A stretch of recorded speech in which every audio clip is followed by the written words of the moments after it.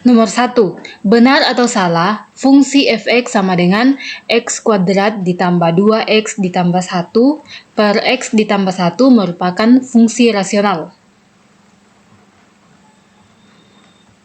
Mari kita lihat definisi dari fungsi rasional. Jika px dan qx adalah fungsi polinomial dan fx sama dengan px per qx dengan qx tidak sama dengan 0, maka fx merupakan fungsi rasional. Nah, di sini ada polinomial. Apa itu polinomial? Polinomial adalah suatu bentuk aljabar yang terdiri dari dua atau lebih suku dan memuat suku variabel berpangkat bulat positif. Oke, mari kita periksa fungsi fx sama dengan x kuadrat ditambah 2x ditambah 1 per x ditambah 1. Apakah px ini pembilangnya dan penyebutnya merupakan fungsi polinomial. X kuadrat ditambah 2x ditambah 1, dia terdiri dari 3 suku, kemudian variabelnya memuat pangkat bulat positif. Berarti dia terbukti polinomial. Kedua, untuk penyebutnya fx ditambah 1, dia terdiri dari 2 suku dan variabelnya berpangkat bulat positif, yaitu 1. Ini, x pangkat 1. Maka ini terbukti juga sebagai fungsi polinomial.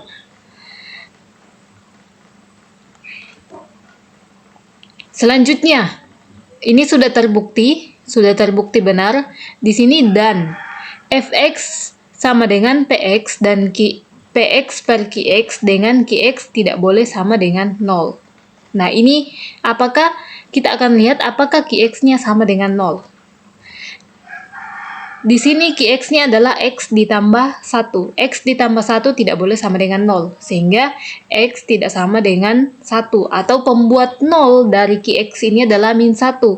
Sehingga fx sama dengan x kuadrat ditambah 2x ditambah 1 per x ditambah 1, dia akan terdefinisi pada x tidak sama dengan min 1, atau pembuat 0-nya yang membuat qx sama dengan 0 adalah ketika nilai x-nya sama dengan min 1, sehingga min 1-nya ini kita kecualikan. Maka fungsi fx ini merupakan fungsi rasional. Kalau x-nya sama dengan min 1, tidak kita masukkan, kita kecualikan. Sehingga pernyataan pertama, fungsi fx x kuadrat ditambah 2x ditambah 1 per x tambah 1 bernilai benar. Nomor 2. Benar atau salah? Misalkan fx sama dengan px per qx adalah fungsi rasional dengan derajat qx minimal 1, serta px dan qx tidak memiliki faktor persekutuan. Maka asimtot vertikal grafik f bersesuaian dengan penyelesaian persamaan qx sama dengan 0. Di sini ada asimtot vertikal grafik f yang bersesuaian dengan penyelesaian persamaan qx sama dengan 0. Asimtot vertikal. Nah, asimtot vertikal ini terjadi saat fx tidak terdefinisi. Kapan fx tidak terdefinisi? Ketika penyebutnya atau qx-nya nanti di sini sama dengan 0.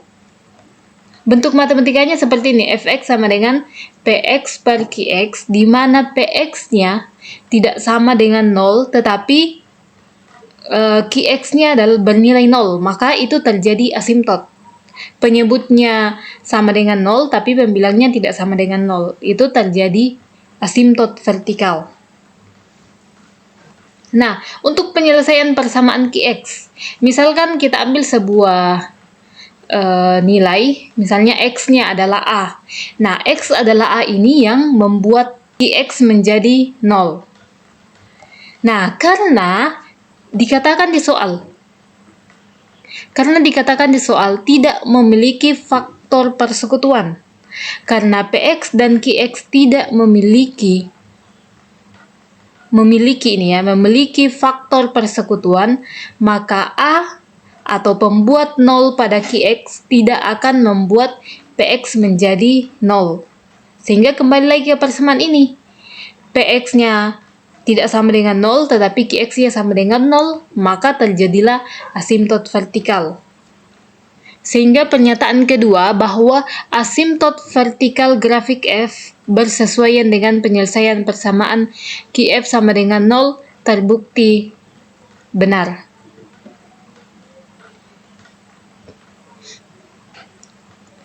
Nomor 3, benar atau salah? Fungsi fx sama dengan akar dari x ditambah 2 per x kuadrat ditambah 1 merupakan fungsi akar. Kita lihat definisi fungsi akar. Fungsi akar jika Gx adalah suatu fungsi dan n adalah bilangan bulat yang lebih dari 1, maka fx sama dengan akar pangkat n dari Gx merupakan fungsi akar. Jadi ada dua syarat di sini bahwa ketika Gx-nya adalah suatu fungsi dan n-nya adalah bilangan bulat yang lebih dari 1. Kalau kedua-duanya ini terpenuhi, maka dia merupakan fungsi akar. Mari kita periksa Gx. Gx adalah x ditambah 2 per x kuadrat ditambah 1. Jadi bisa kita lihat bahwa x tambah 2 per x kuadrat ditambah 1 ini adalah fungsi rasional. Sudah dijelaskan tadi bahwa fungsi rasional itu bentuknya polinomial berbentuk px per qx, di mana qx-nya tidak sama dengan 0 atau penyebutnya tidak sama dengan 0. Nah, penyebutnya di sini tidak sama dengan 0 dan dia merupakan fungsi polinomial, maka ini adalah fungsi rasional. Berikutnya, syarat kedua, n adalah bilangan bulat yang lebih dari 1. N dari fx sama dengan x ditambah 2 per x kuadrat ditambah 1, n-nya adalah 2. Dan n itu lebih besar dari 1. Bilangan bulat lebih besar dari 1. Karena memenuhi kedua syarat ini, dia adalah suatu fungsi dan n-nya adalah bilangan bulat lebih dari 1, maka terbukti bahwa fx ini merupakan fungsi akar. Sehingga pernyataan ketiga bernilai benar. Nomor 4, benar atau salah? Jika daerah asal fungsi akar adalah himpunan bilangan real, daerah hasilnya juga merupakan himpunan bilangan real. Kata kunci dari soal ini adalah daerah asal dan daerah hasil, serta ada juga bilangan real. Nah, bilangan real itu mencakup bilangan yang positif, negatif, dan 0. Oke, mari kita lihat daerah asal dan daerah hasilnya. Nah, ingat kembali bahwa ada syarat untuk daerah asal dari sebuah fungsi akar. Ada ketika dia genap dan ketika dia ganjil. Yang pertama, ketika dia genap, n-nya 2, 4, 6, dan seterusnya. Daerah asal fungsi f mencakup semua nilai pada daerah asal g yang tidak menyebabkan Gx lebih kecil dari 0. Berarti ada syaratnya bahwa Gx itu harus lebih besar atau sama dengan 0. Nah, kalau ini Gx-nya lebih besar atau sama dengan 0, maka ini bukan lagi bilangan real. Daerah asal adalah himpunan bilangan real, berarti dia tidak berbicara di lingkup n-nya sama dengan genap. Berarti n genap ini bukan yang dimaksud dari soal. Jika n-nya ganjil, n 1, 2, 3, 4, 5, daerah asal fungsi f mencakup semua nilai pada daerah asal. Nah, mari kita lihat contohnya. Misalnya di sini saya menggunakan akar pangkat 3 dari x. Kita ambil contoh akar pangkat 3 dari 27. Akar pangkat 3 dari 27 adalah 3. Di sini daerah asalnya positif, daerah hasilnya juga positif. Akar pangkat 3 dari min 27. Nilainya adalah min 3. Daerah asalnya negatif, daerah hasilnya negatif. Untuk akar pangkat 3 dari 0. Akar pangkat 3 dari 0 nilainya adalah 0. Daerah asalnya 0 dan daerah hasilnya 0.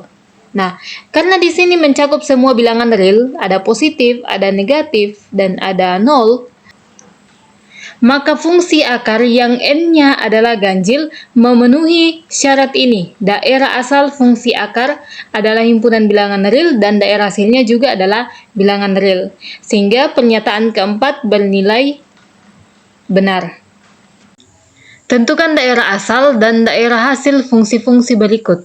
A, fx sama dengan 7 tambah X dibagi 15 ditambah X dengan bagian B, fungsi Gx sama dengan akar pangkat 3 dari X dikurang 2. Yang pertama, bagian ini fungsi rasional fx sama dengan 7 tambah X per 15 tambah X. Nah, daerah asal fungsi rasional adalah himpunan semua bilangan real yang tidak membuat penyebutnya menjadi 0. Maka, penyebut 15 ditambah X ini kita cari nilai X yang tidak membuatnya menjadi 0. Nah, nilai X-nya nanti itu tidak boleh sama dengan min 15. Ini, X tidak boleh sama dengan min 15. Karena kalau dia min 15, 15 dikurang 15, 0. Maka 7 dibagi 0 itu tidak terdefinisi. Oleh karena itu, kita harus menghindari nilai X sama dengan 15. Sehingga, domain fungsi f ini adalah X di mana X tidak sama dengan min 15 dan X ini adalah himpunan bilangan real. Lalu kita cari daerah hasilnya. Fx sama dengan Y. Sehingga ini Y-nya kita kali silang, maka kita dapat Y dikali 15 ditambah X sama dengan 7 ditambah X. Y-nya kita kali masuk, maka 15Y ditambah XY sama dengan 7 ditambah X. Kita kumpulkan X di sebelah kiri, maka ini X kali Y dikurang X sama dengan 7 dikurang 15Y. X-nya kita keluarkan, maka X dikali Y dikurang 1 sama dengan 7 dikurang 15Y. Ini Y dikurang 1 kita kali silang, kita kali ke kiri, maka kita dapat bentuk seperti ini. 7 dikurang 15Y per Y dikurang 1. Nah, karena bentuknya seperti ini, maka kita harus mencari penyebut yang tidak membuatnya menjadi 0. Nah, supaya ia terdefinisi, Y sama dengan Y dikurang 1 tidak boleh sama dengan 0. Y tidak boleh sama dengan 1. Supaya fungsi ini terdefinisi, maka Y-nya tidak boleh sama dengan 1. Sehingga kita dapat range dari fungsi f atau daerah hasil dari fungsi f adalah Y, di mana Y tidak boleh sama dengan 1 dan Y adalah himpunan bilangan real. Bagian B, Gx sama dengan akar pangkat 3 dari X dikurang 2. Gx sama dengan akar pangkat 3 dari X dikurang 2. Mari kita lihat bentuk fungsi Gx. Karena fungsinya berbentuk fx sama dengan akar pangkat n dari Gx dengan nilai n-nya, pangkat n-nya ini adalah ganjil. Maka daerah asal fungsi G mencakup semua bilangan real. Sehingga kita tuliskan domain fungsi G adalah X di mana X elemen bilangan real. Dan range-nya adalah Y di mana Y adalah himpunan semua bilangan real. Nomor 6. Tentukan asimtot miring dari fungsi Px sama dengan X pangkat 5 tambah X pangkat 4 ditambah X pangkat 2 ditambah 1 per X pangkat 4 ditambah 3. Nah, untuk fungsi Px ini gambarnya dia seperti ini. Nah, begini. Nah, karena nilai X mendekati positif tak hingga atau ketika dia mendekati negatif tak hingga, maka nilai Px ini tidak mendekati 0. Maka kita ubah fungsi tersebut dengan pembagian bersusun. X pangkat 5 ditambah X pangkat 4 ditambah X pangkat 2 ditambah 1 kita bagi dengan X pangkat 4 ditambah 3. X pangkat 5, kita mulai dari X pangkat 5 dibagi X pangkat 4, nilainya adalah X. Kita kali ke bawah, X kali X pangkat 4, sama dengan X pangkat 5, X dikali 3 ditambah 3X. Kita kurang, X pangkat 5 habis, sisa X pangkat 4 ditambah X pangkat 2, dikurang 3X, ini kan pengurangan tadi, dikurang 3X ditambah 1. Dibagi dengan X pangkat 4, kita dapat 1. 1 kali X pangkat 4, X pangkat 4 ditambah 3. 1 kali 3, 3. Dikurang, X pangkat 4-nya habis, sisa X pangkat 2 dikurang 3X ditambah 1 dikurang 3. Atau X pangkat 2 dikurang 3X dikurang 2. X pangkat 2 dikurang 3X dikurang 2. Nah, oleh karena itu, kita dapat nilai PX, fungsi PX sama dengan X ditambah 1 ditambah X kuadrat dikurang 3X dikurang 2 per X pangkat 4 ditambah 3. Nah, jika X mendekati positif tak hingga atau ketika dia mendekati negatif tak hingga, maka nilai dari ini X kuadrat dikurang 3X dikurang 2 per X pangkat 4 ditambah 3, dia akan mendekati 0. Maka bentuk gambarnya seperti ini. Untuk X kuadrat dikurang 3X dikurang 2 per X pangkat 4 ditambah 3. Ini bentuk gambarnya. Nah, oleh karena itu, ketika Y sama dengan X ditambah 1, Y ini merupakan asimtot miring fungsi P.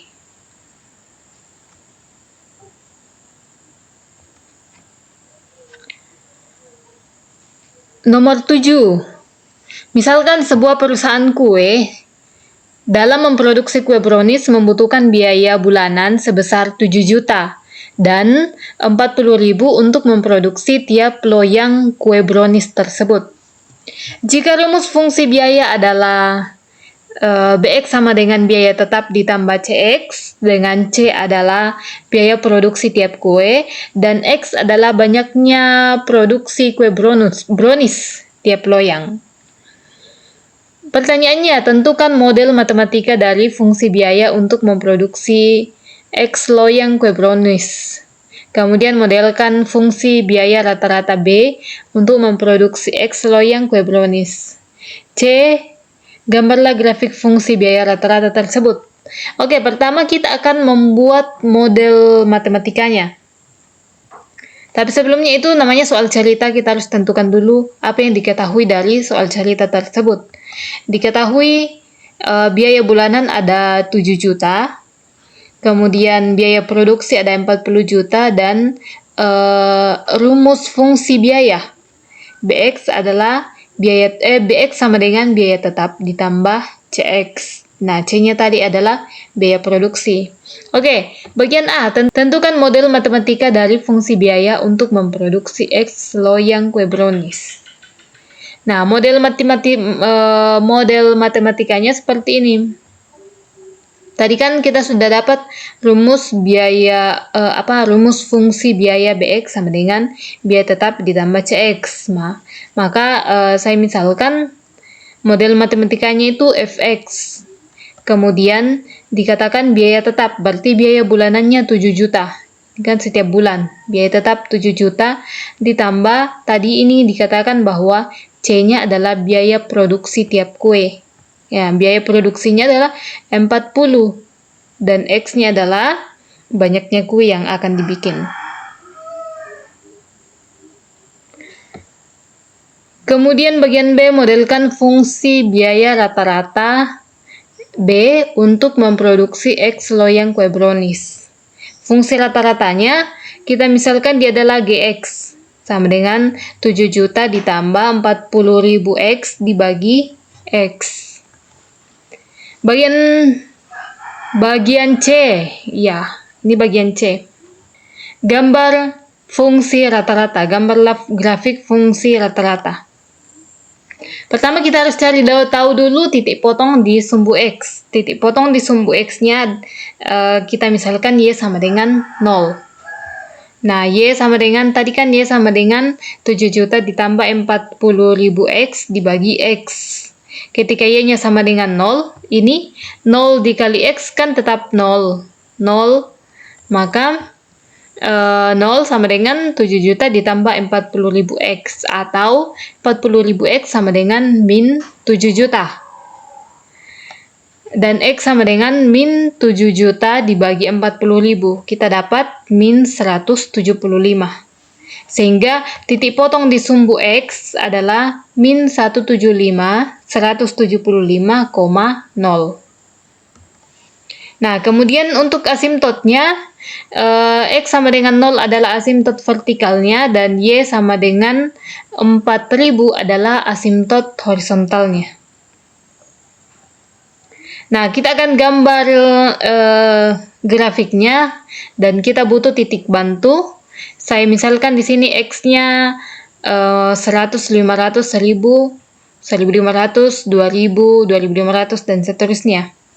Kemudian X ini nanti yang akan kita substitusi pada bentuk fungsi Gx sama dengan 7 juta ditambah 40.000 X per X. Nah, ini grafiknya, ini sumbu X, sumbu Y. Lalu sumbu X-nya saya beri skala 500 sampai 3000. Kemudian untuk fungsi Y-nya, sumbu Y-nya saya kasih skala 20.000. Lalu tadi kita juga sudah dapat titik potong di sumbu X adalah min 175,0. Itu sudah tidak kita gambar lagi. Lalu asimtot vertikalnya X-nya adalah 0, dan asimtot horizontalnya Y-nya adalah 40.000. Asimtot horizontalnya kita buatkan garis putus-putus seperti ini. Selanjutnya kita isi tabelnya. Untuk X sama dengan 100, kita substitusi ke sini. 7 juta ditambah 40.000 dikali 100 dibagi 100, maka nilainya adalah 110.000. Titik 110 kurang lebih dia di sini. Lalu kita ambil X sama dengan 500, kita substitusi 7 juta ditambah 40.000 dikali 500 dibagi 500, dapat 54.000. Titik 54.000 kurang lebih ada di sini. Lalu untuk X-nya 1000, kita dapat Y-nya 47.000. Lalu untuk X-nya 1500, Y-nya 44.667. Untuk Y sama dengan 2000, untuk X sama dengan 2000, Y-nya 43.500.